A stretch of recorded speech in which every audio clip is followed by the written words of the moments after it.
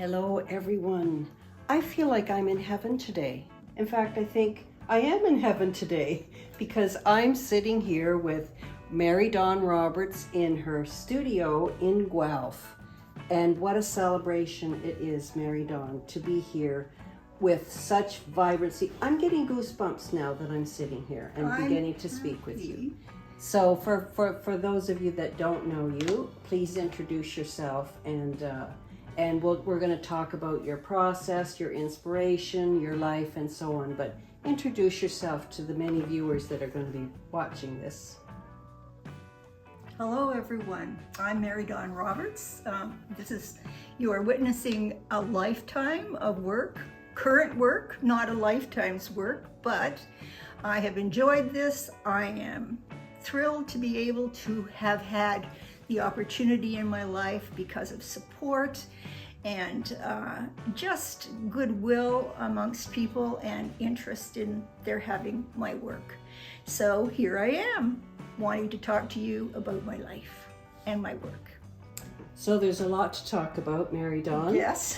And as we begin to think about your life's journey as an artist, can you share with the viewers where it all began and why it began? Yes, it began a very long time ago when I was born. And indeed, I've always drawn and painted, maybe less painted, but certainly I was one of those kids with all the coloring books, and my mother supplied all the interesting things that I could possibly want, my own little paint box. And over the years, I was at school. They used my artwork as examples of how you should do this thing. And I also had really good people in my life who encouraged me. My teachers, some maybe wouldn't encourage you and don't encourage all kids, but they did with me. And it made me believe that there was something special inside me, that I could make a difference in my life. Although, you know, I also was a teacher and worked in Agriculture Canada. So, but all through my life then, indeed, after I graduated and went to university, here in university, I started out in home economics, was married, fell in love, was married, and then finished my degree in science. But when I finished that degree, I was working at Agriculture Canada, and I met a man who painted with the contemporaries of the Group of Seven. And he knew I liked art, and so he encouraged me to come on up to the north and paint. And that's how, before that we had little classes together, and he painted in oil, so that's what I did. I painted in oil. And then I went along and met all these old men up there who painted with Jackson particularly, because somehow Jackson seemed to get around in that area. I don't really know who the other ones were, but all these I call them old men. They're probably not that old men when I was up there, but I was really young. So one particular thing I do want to say is, one of them was out painting. We were at Bells Rapids, and one of the men said to me, "Such fine work for such a young girl." Because I was a young girl. And it stayed in my mind all these years that someone who really had seen a lot of work, he was the curator of the London Art Gallery at the time, which is London, Ontario, which is not a very big place and probably then was even small, but all of them were there. Joe Gautier, who is probably one of the next members, would have been one of the next members. He knew all of them, Joe Gautier did. So those men made me feel that I had a kernel of something inside of me that could go forward. Fantastic. Yeah, it was great. What part of, when you said you were going north, where were you going, Mary Dawn? Combermere. Which and is where? Just in the, if you look at the map of Algonquin Park, Okay. just below the right-hand side, there's Barry's Bay, Combermere, north of Bancroft. Okay. Simply gorgeous place to paint, and they all went there apparently. They all painted in that area, and now I have to tell you that because there was that kind of influence, it took me years to just kind of bang it out of me. Yes, and to develop your own style. Absolutely, because Right. to be like anybody else is just not something anyone should ever aspire to do. Right. One needs to be unique. Right, they do indeed. So Guelph, here we are in Guelph, and Guelph has a pretty rich artistic community. How has living here in Guelph influenced your work? Well, actually, I thought about this for some time, and I believe what it really did for me was enabled me to build this lovely gallery and have the people who live in Guelph embrace what I do and enable me to be able to do it. And so when I first came here with my husband, when he was transferred here, I actually took a year off from teaching because I was teaching in Lincoln County. And during that year, I just was offered jobs to teach here, but I didn't. And it just kind of, as it would say, blossomed, my career did, because the people here embraced me and my work, and they really loved it. And so that was it. Because you've certainly established a huge and wonderful reputation, not only in Guelph, you know, afar as well, probably across Canada, I would say. Yes. With your talent. But it's always nice to have the local community support you and to be interested in your work. And, you know, I must say your home is just a wonderful place to enjoy your work, which is everywhere. And so I'm pleased that the Guelph community, you feel, has been quite supportive of you. They really have. I just came here, and with the credentials I had from the art shows that I'd been in and prizes I'd won and so forth, and they just accepted me as somebody worth having a look at. And you are. And that's really, I guess, how it went. And then I just decided that I wanted to sort of paddle my own canoe. So it's kind of like Frank Sinatra, doing it my way. I'm not sure if it was the right way, but it was your way. It was my way, you know, and here I am, still doing it my way, but thinking there's perhaps lots of other ways too. There's time. There's time. I hope there's time. There's time. I hope there's time. How many years have you actually been a full-time artist? Since 1984. Okay, so quite some time. A long time, yeah. Quite some time. And of course, we're sitting in amongst your beautiful works, which are meticulous, and we're going to talk about it in a moment. Right. Are there any particular artists besides this very eclectic group of older gentlemen that were up painting, and you were this young, attractive woman painting amongst them? Were there any other art movements in particular that you were attracted to? Well, you know, I have to tell you that I've always just loved Van Gogh. I love the rolling, sweeping kind of, and I felt him. Whenever I looked at his work, I felt the pain inside of him, but I just love it because of the way he told the story of what the narrative. I particularly, I must say, have not wanted to study too much about somebody else and what they're doing, because I always wanted to keep my own brain and my brush together and end up evolving, I should say, into who I am today. Your own authenticity. Yes. Which is so important, and which so many artists struggle Yes. to find these days, right? I think it takes a very mature approach to continue to celebrate your own authenticity without being drawn into masters, from the past, that you end up copying to a certain extent. Yes, and people do, and I really don't think it serves them well. Right, it doesn't. So, you're blessed for having the fortitude to remain steadfast to your own style and can carry on with that. I've just been fortunate too. I have to say that my husband was a great supporter. He never said, why are you taking so much time to do what you want to do?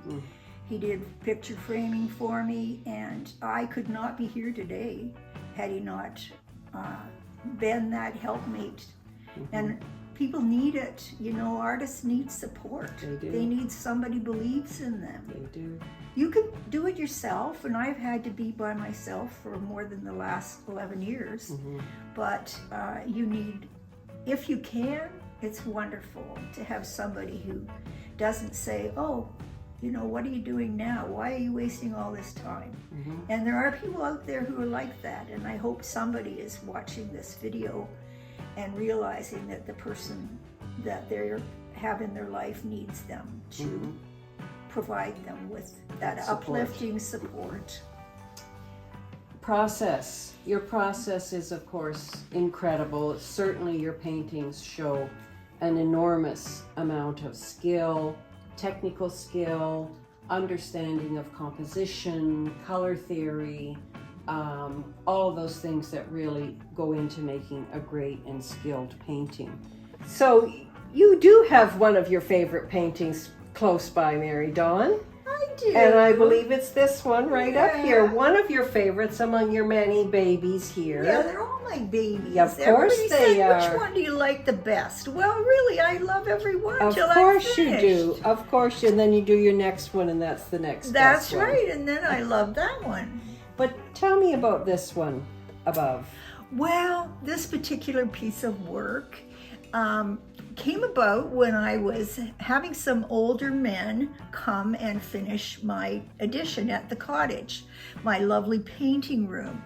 So we were driving along. I picked them up at the dock, and we're going along in the boat, and I came by this place, and I said, oh my God, the light is just right, and it's just dripping off the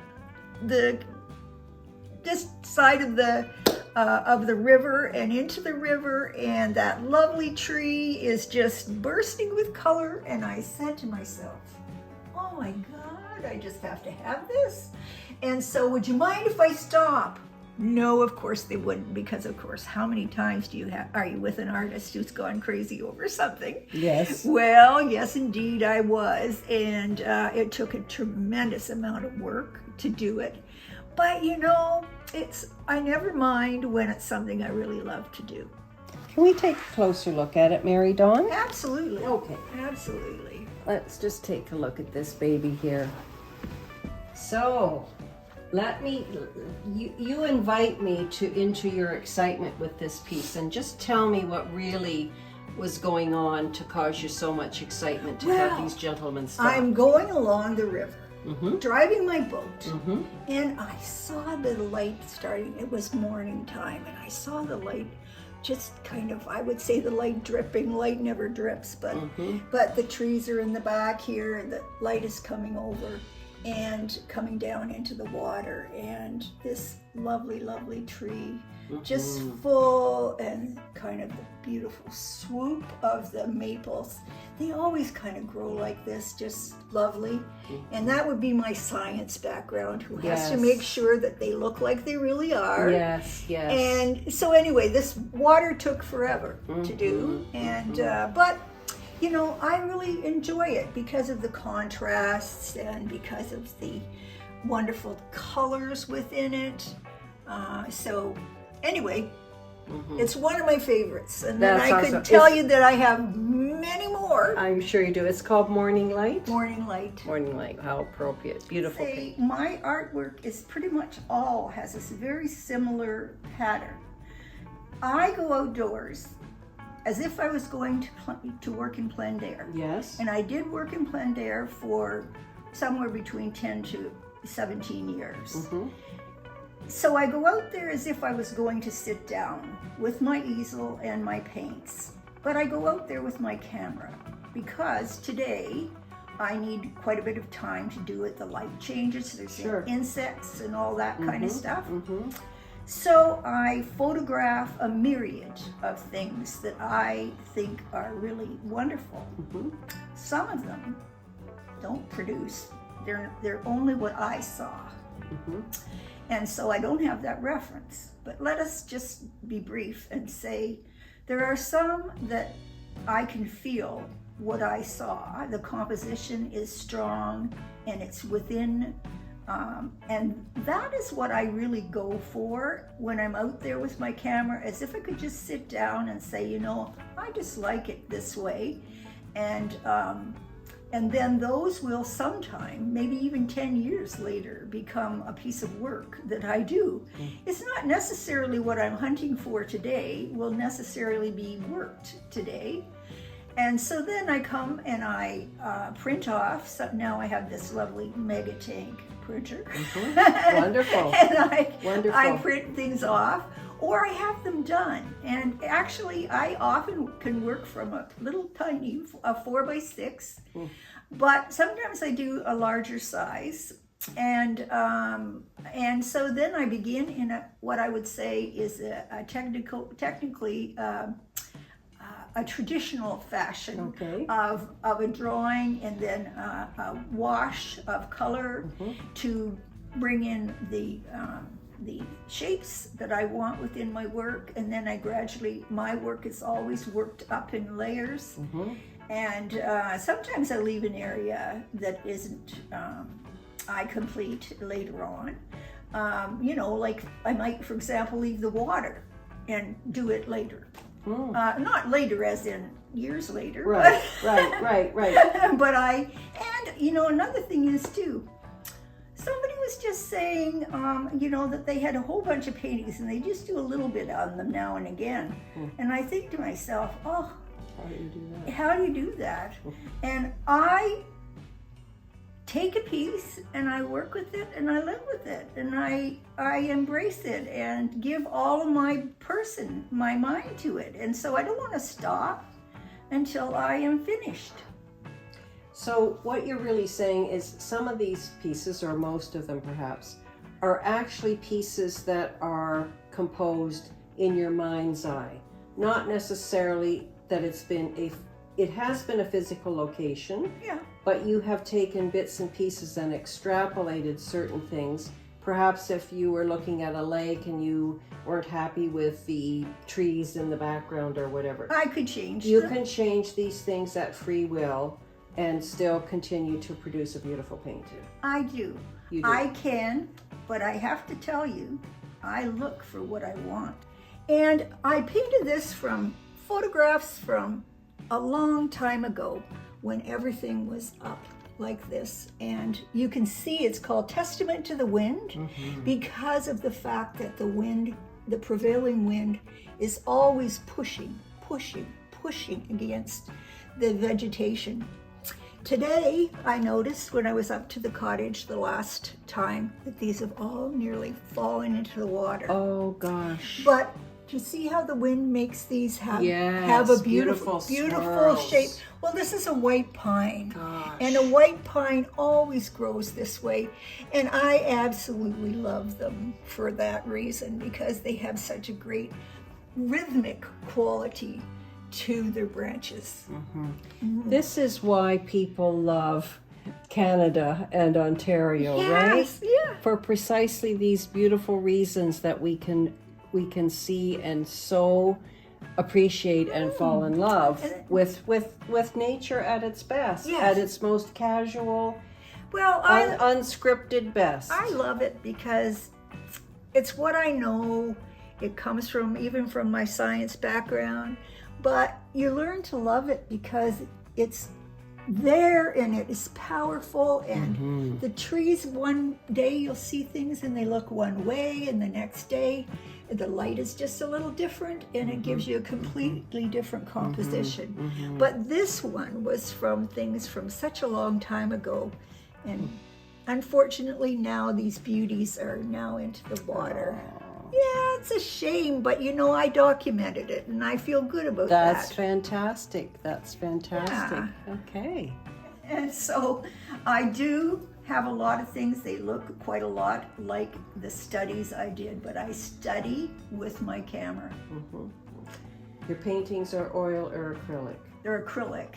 I worked in oil for many years, and then at that time I was doing plein air. So bringing them in and finishing them was okay. Mm-hmm. But once I started, I thought, you know what, after a very long time of painting watercolors and really enjoying my watercolors, I decided I wanted to work without glass. Mm-hmm. And I thought, I'm going to go back and I'm going to do some of the work and the landscape work that I did all those years ago because I loved it, right?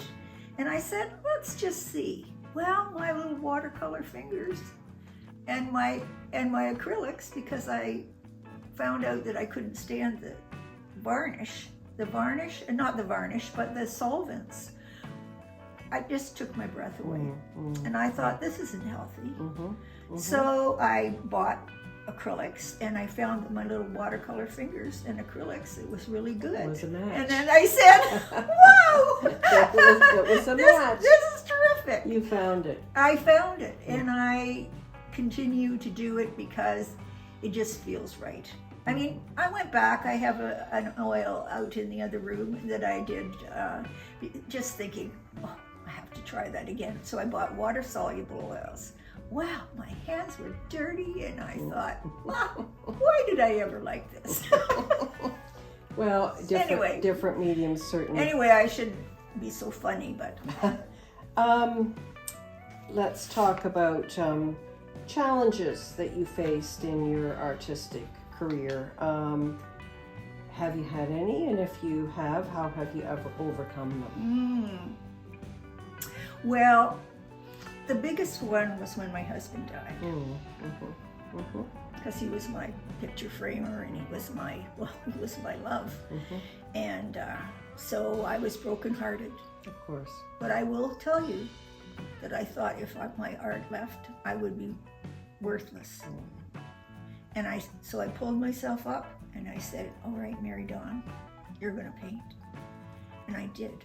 And that piece I painted is called Light Over Darkness, because I decided that I would choose light over darkness. And it's a scene with lots of trees, and they were yellow and bright with very dark water underneath and not a whole lot of reflections. But it was my choice, and I chose that piece to do simply to know that I still had it, that it hadn't been lost with him. And yeah. Do you still have that painting? I do. Okay. I still have it. We'll take a, if it isn't out. It isn't out. It's okay. Put away. Okay, that's fine. But then a big thing is always having not enough help. And it's always been that way. Some of the shows you go to, they're very hard on your body.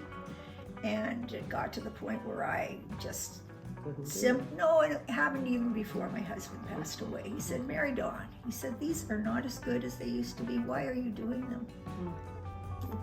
He said, just don't go there. And I have always worked really hard, and I am determined. And I think every artist has to be determined. They have to say, well, they're tired. Get up, going, painting. Don't stop. Every minute you have, do your work, because that's how you get better. I hope everyone is listening to these wise words of wisdom. I don't know, but the only way, and I'm still loving what I do, even as my body gets a little creaky. And all these, I've had my hips and my knees replaced because of, I think, all those times I spent standing doing stuff. Sure. But I'm good now. You know, So that's also a thing that has been hard. Which you have overcome. But I've overcome it, and I can walk like a treasure Right. now. Yes, you can. You certainly can. I can. Has your style evolved over the years? If so, how? Yes, I think, I can probably take somebody to an older piece of work, although there aren't many older ones left. And I think what happened is that I did a lot of watercolors, and I became better and better at doing my watercolors. And then I decided, okay, I want to do something else. And there was an artist who came here one day. She said, "You really are courageous, just leaving all your beautiful watercolors and deciding to do something else." But I did, and I didn't even think of it as something. So when it comes to evolution, I would say I've had pieces of evolution in my time as a watercolor, as a younger painter in oil, and oil, and then watercolor, and then acrylic work. The acrylic work was really very simple because of the expertise. Your dexterity with the past mediums. With watercolor. Right. But my work is fairly realistic, so part of my pleasure is being able to execute it in a good manner. And I know that some people would say that is one of the things you're interested in too, is how do you balance being a realist painter with your inspiration. But I have also thought about that, and I think if I can reach out to you, the better I can reach out to you with what I do, that's the important thing. If people do realistic work until it's so bland, it does nothing for anybody. But if you can do it and get your power into it, your soul, paint with everything fiber that you have, that will show, and that comes with time. I agree. That comes with time for a lot of people. Yep. And then you do pull away some of the frills that are not necessary, change up. Yeah. Yeah. As I say, I think as a longtime artist with maturity, you're able to figure those things out, right? Well, I figured them out my way. Whether it's the right way, who knows? Doesn't matter. Well, it is what it is, and that's, I think, what we all make decisions, no matter what we do. Yes. We make decisions, and some of those decisions are maybe not right, but you make them, and then you have to live with them. Yep. You've given some good advice to young or emerging artists. And I think you've answered this question, but I'm going to ask you anyway because you might give me a different answer this time. What do you think is the most important quality for an artist to possess? I think it's discipline, which is one thing. Oh, there you go. It was a different answer, but it's a good one. I think you have to work. When you have the time to work, you work. You don't say, "Oh, I don't feel like work today." Well, you just sit down, and if I sit down, that's your job. If I sit down, in a few minutes, I'm in my zone, and you will be too. Sit down, do the work. If the other work is getting everything ready to go to a show, do your best. Always do your best. And another thing too is, and this is a little bit mercenary, might I say? Well, not really. It's just you have to make sure that when you're doing art that you have something that's going to pay the bills. It doesn't have to be your art. Doesn't. It can be something else. It can be when you go to art school, a lot of people learn how to do design work and they pay their bills that way. Because we all have to live. And art is a very fragile, very, very difficult business, which probably a great number of people are not really suited to, who think they are. They think they can do it. Well, let me tell you, it's not easy. It's not easy. No. Well, thank you, Mary Dawn, for sharing so much of yourself, so much wisdom with viewers that perhaps are going to really pause and listen to this wonderful interview. So I thank you for your time, for being here, and any parting words that you wish to say. Well, I'd like to thank you. Oh, thank you. Good. For asking me the questions that make me search my soul, for the answers to something that I've devoted my whole life to. And sometimes you think, wow, I did it. Did I really do this? And for a lot of people out there, they can devote their life to it, but there's many ways to do it. And I did it a different way. And if you have help, always look and be thankful for the help you get, because we all need it. We do And indeed. yes, and I very much hope that people have enjoyed listening to me today, and perhaps I've given them some kernels of advice. You have indeed. So Mary Dawn Roberts at her studio here today in a most gorgeous autumn day, I might add. It is lovely. For those folks that have not had the opportunity to come and spend some time with Mary Dawn and listen to her story, I certainly would encourage everyone to pay you a visit. We will put your address, Mary Dawn, on the interview, and I know that people will have a very splendid time just sharing and hearing your story. Thank you. Thank you.